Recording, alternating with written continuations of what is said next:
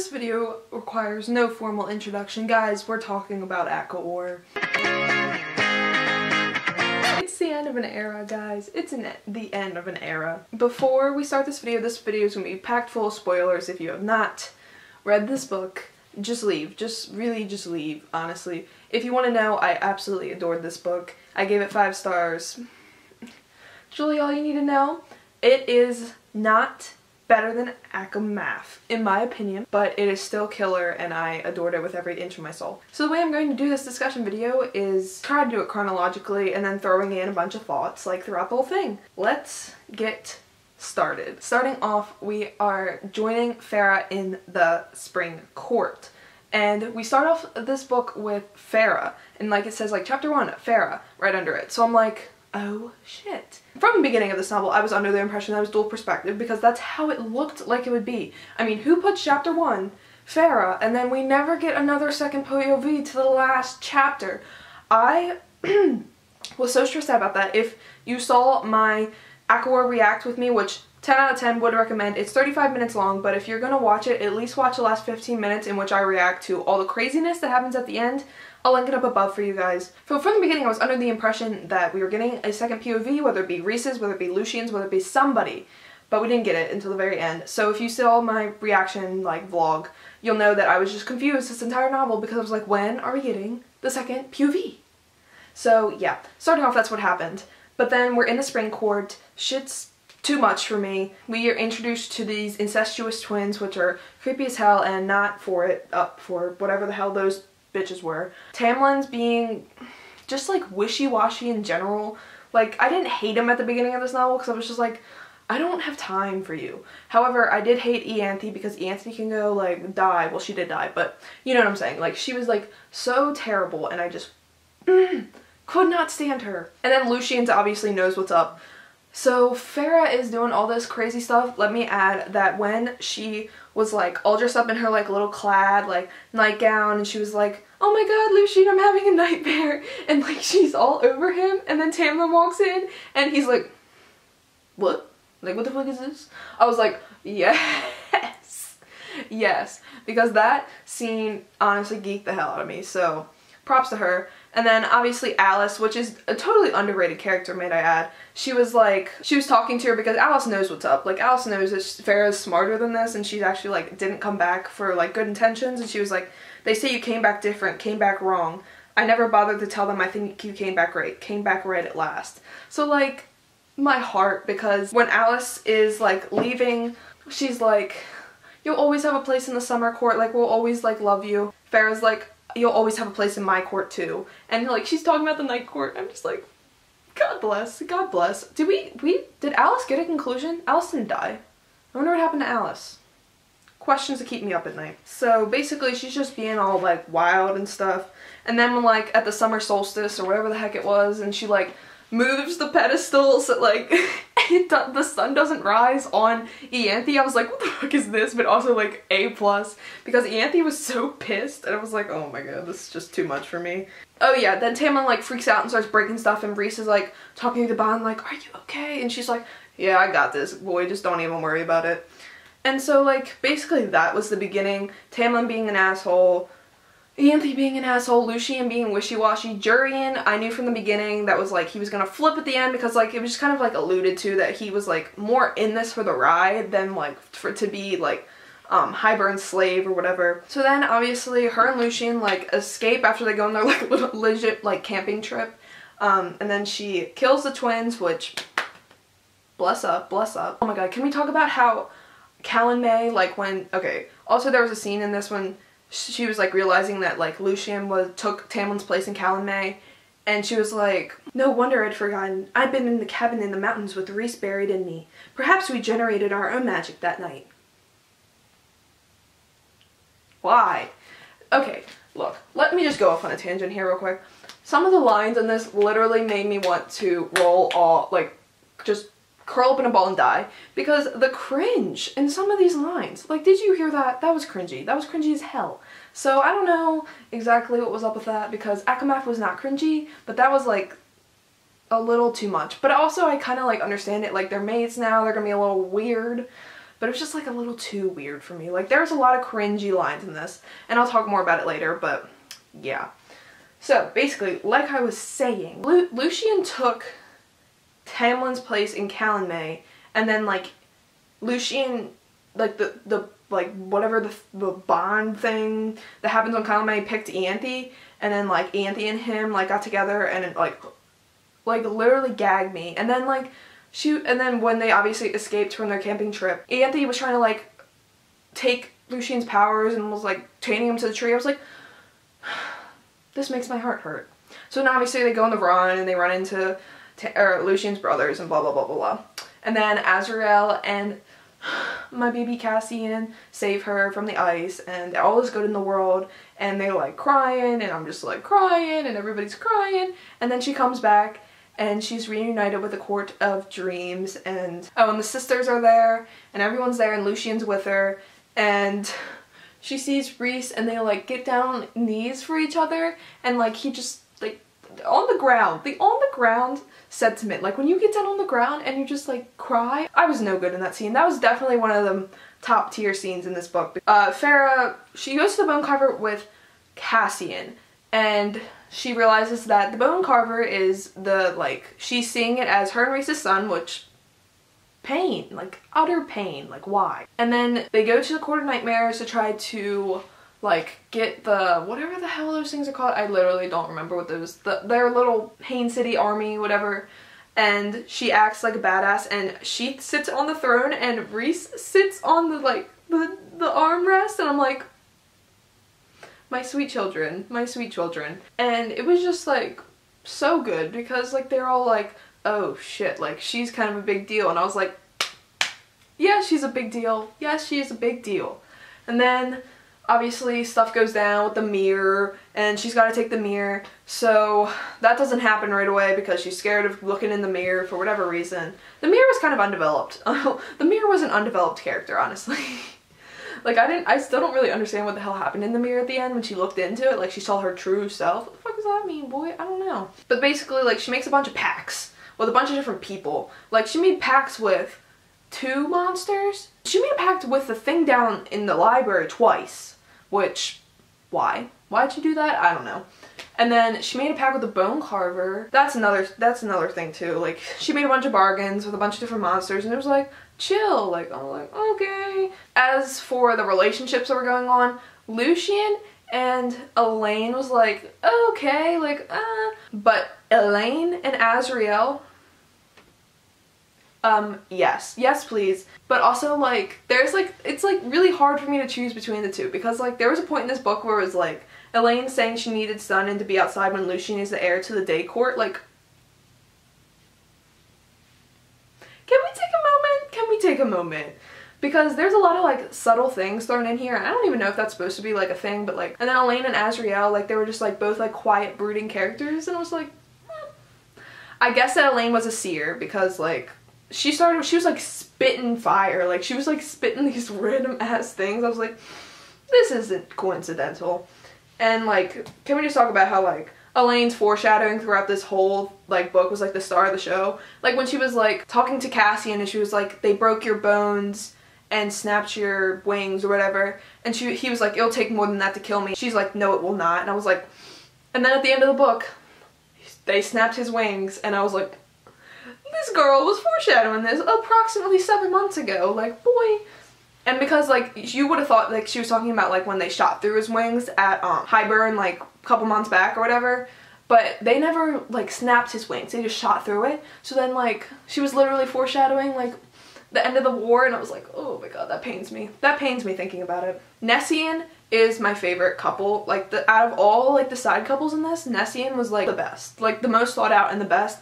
And I think there's gonna, like, one of the next like novellas or the like new stories are going to be about them, and yes, I am here for that. I am here for that. Can we talk about how Rhys gives shelter to battered women in that library? Because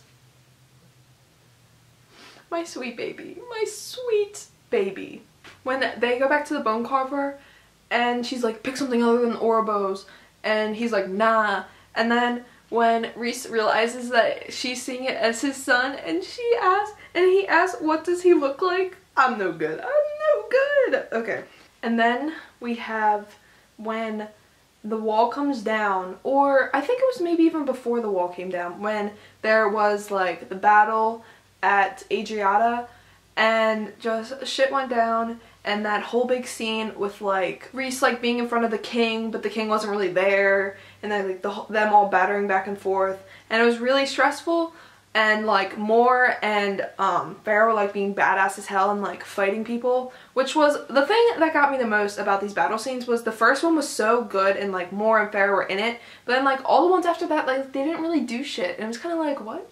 Like they were really great in the first one, but then like what happened? Why didn't they continue? And then they had the meeting and shit went down. The Starfall dress returns, and I am just shooketh because that dress is my aesthetic, and I would kill before any dress that anybody in the Night Court wears, because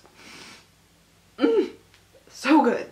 So good. Can we talk about how when Farah picks a crown, you know, to go to the meeting, she says, "I hadn't picked it for style or comfort, but for the draw I felt to it, as if it were the ring in the weaver's cottage." And then when Rhys sees it on top of her head, it's like Rhys's attention right to the crown on top of my head, and the emotion that rippled across his face was enough to even make more Cassian look away. Okay, can we just like, I know this could just mean like, oh, he's very taken aback because she's wearing a crown. That means like she's his queen, and you know, but what if, because like all of these crowns have been around for thousands of years, what if that was his mom's crown? Can we just take a moment? What if she's drawn to it because like it's his mom's crown, just like his mom put the ring in the weaver's cottage? Like what if this is his mom's crown? This was never resolved. Let me first talk about all of the High Lords that like were really like key characters. So let's just go down the line. Let's start. Tamlin shows up, and Tamlin has never seen Rhys and Farah together. Like, really together. So this part was like killer, and I loved it with all of my heart. I'm going to pull up some quotes from it because, oh my god. Alright. Oh my god, I just ripped a page. Oh my god, I just ripped a page. I just ripped a page. Oh my god. Are you kidding? Oh, well, alright, we're just gonna pretend that didn't happen. So Tamlin comes in. Oh, Tamlin. And this bitch. He's like, "It would seem congratulations are in order." I'm like. And then Rhys is like, "I'm not in business of discussing our plans with enemies." And he said, "No, you're just in the business of fucking them." And I'm like, do you not understand? Do you not understand? Oh my god. Oh my god. And then, oh my god, I can't even repeat this because why, Sarah J. Maas, why would you say that? Because she for real made Tamlin say, Tamlin only angled his head at Rhys. "When you fuck her, have you ever noticed the little noise she makes right before she climaxes?"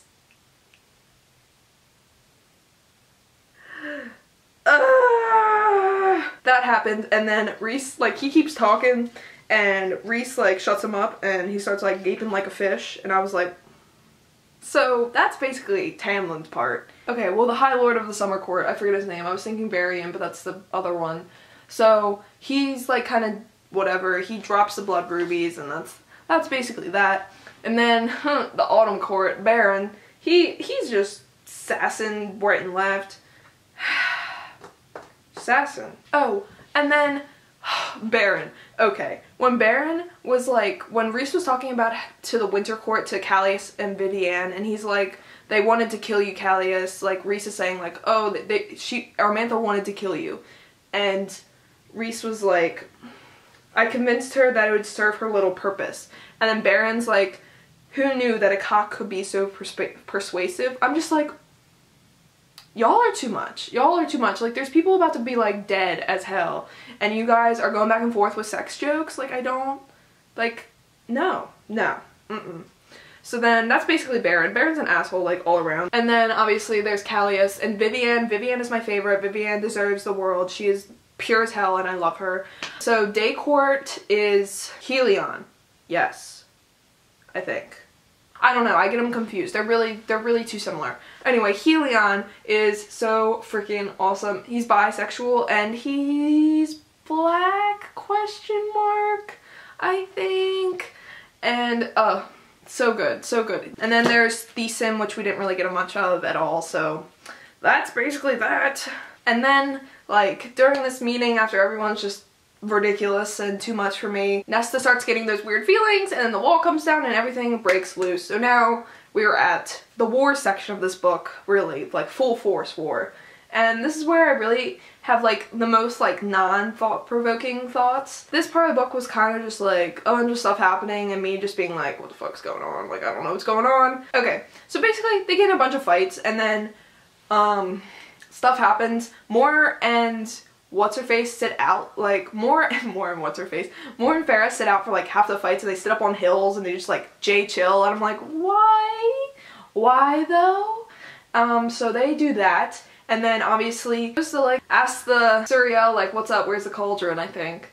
And the Suriel's like, oh, blah blah blah blah. And then Ianthe kills the fucking Suriel, like Ianthe, I can't. And then this, as the Suriel's dying, it's like, you were kind, you fought your fear, you were kind.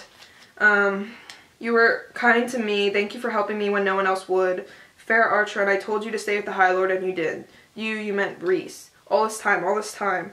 Stay with him and live to see everything righted. Yes, I did, and it was him. No, not yet. Stay with him. Him. I will. I don't even know your name, blah, blah, blah, doesn't matter. And then Helion saves her, and it's just really sad. And then, well, actually, Helion does save her. But then she, like, in between of that, after the Suriel was shot, then she leads Ianthe into the Weaver's, like, den, and the Weaver, like, very gladly eats her, and I'm like, that is the best death possible that could have happened to Ianthe, and I'm grateful for it. Very grateful. And then, obviously, after that, Elaine gets stolen by the cauldron, and they go and to the war camp with Highburn, and they save that girl. That was kind of pointless, and Elaine's safe, and Azrael's wings got, like, real messed up, but then he was okay, and, oh yeah, Tamlin, like, helps them, which, not here for it, not here for it.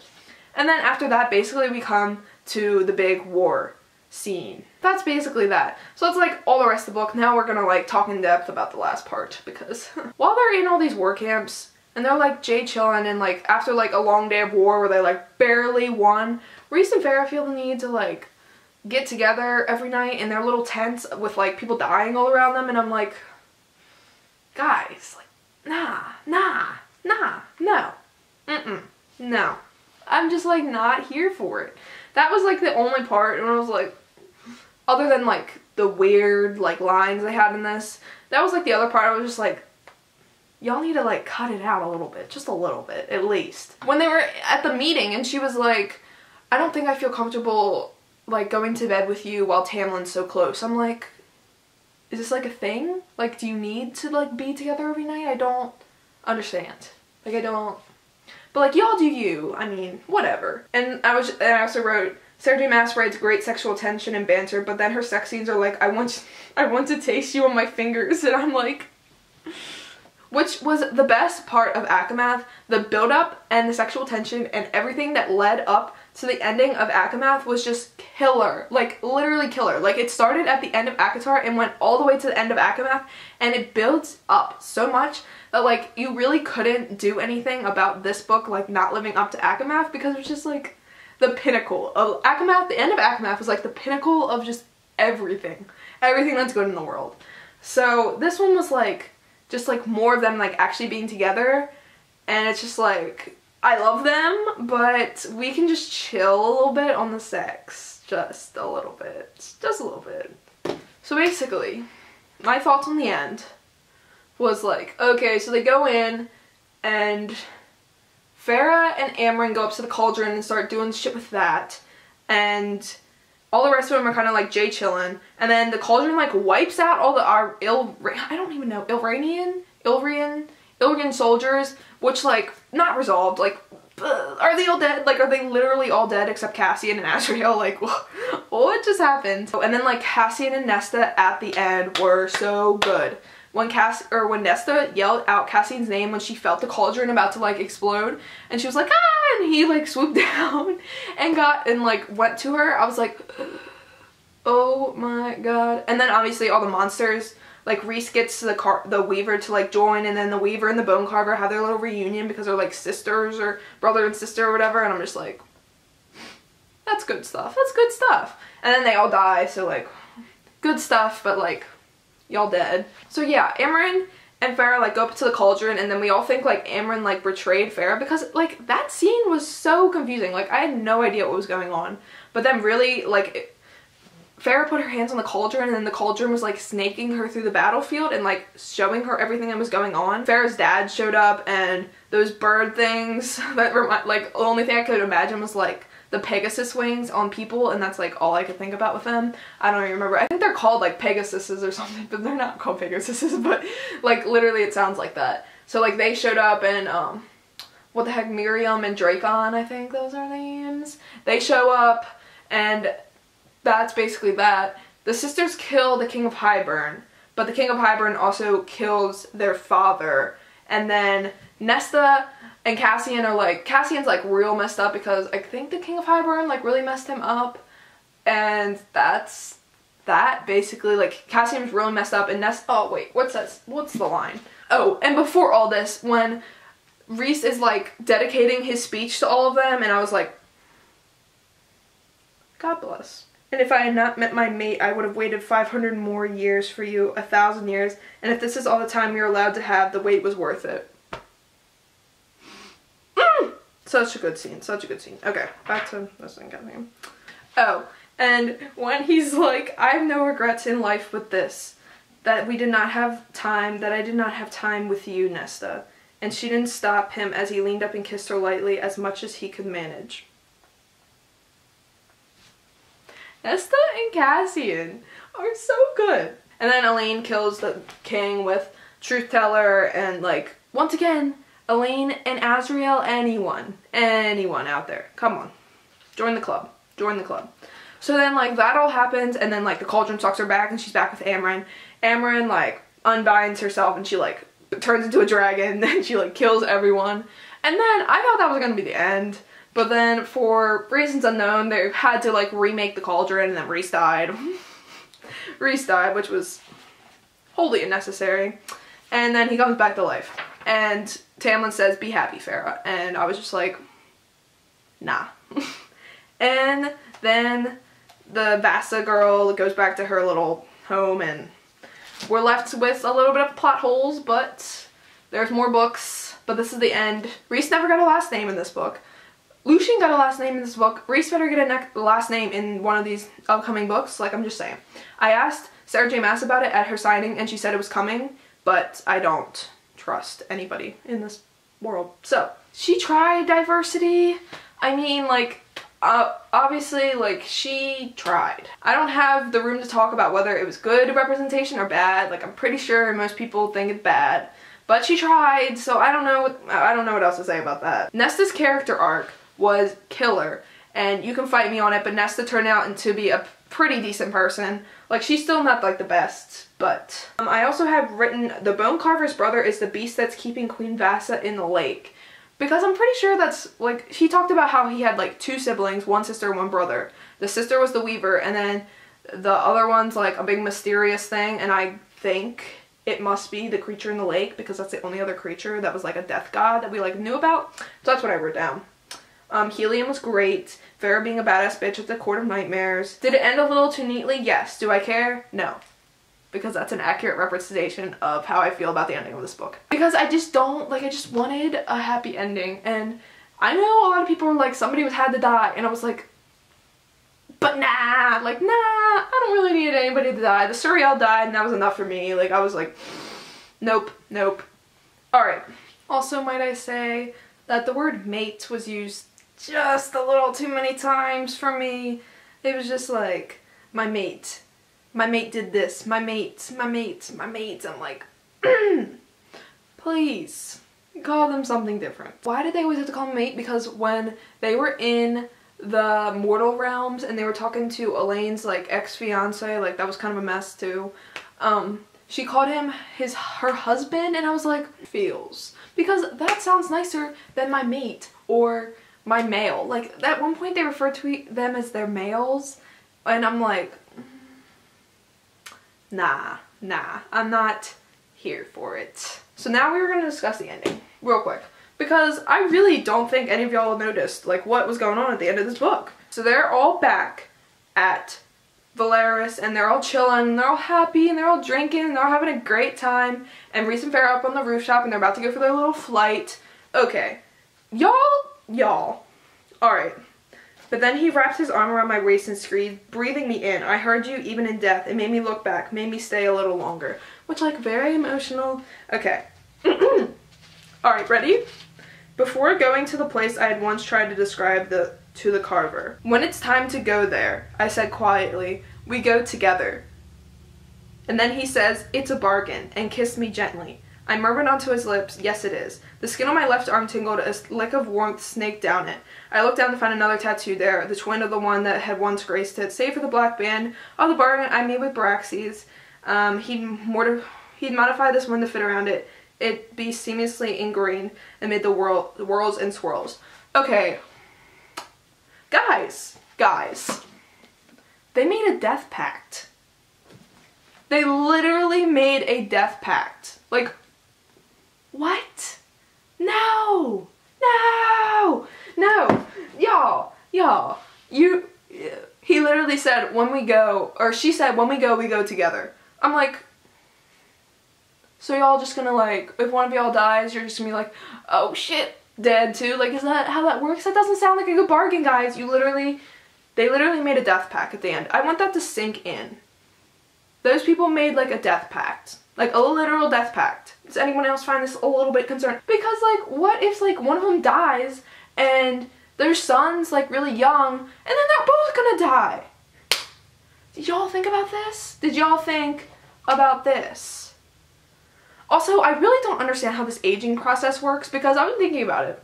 And like, the baby's born, right? And the baby's born like looking like a baby. And then I don't know how it ages after that, because like, obviously the older High Lords like Baron like look older than like Reese, who's like a little bit younger.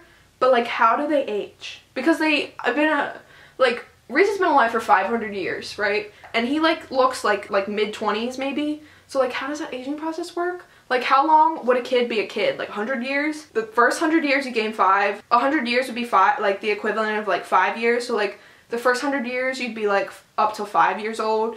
And the next 100 years you go to 10. And then 100 years, 15, 20. And then 25? Maybe? Anyone know? Does anyone, like, is this explained anywhere? Because that's another thing I was just like, what's going on? But I think that's my discussion video on A Court of Wings and Ruin by Sarah J. Maas. So it's over, guys. My favorite series. I mean, like, the first part of my favorite series is over, and I'm emotional, and yeah. Overall, 5 out of 5 stars. If I had to rank the series, okay. If I had to rank the series, honestly, ACOWAR, if like ACOWAR was just like the last like 200 pages, it would be totally second. But it like had the beginning, which was like not my favorite, but like not bad either.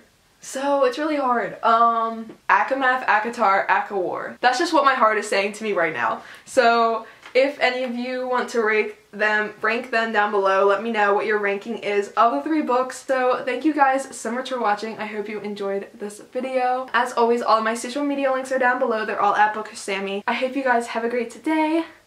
Bye!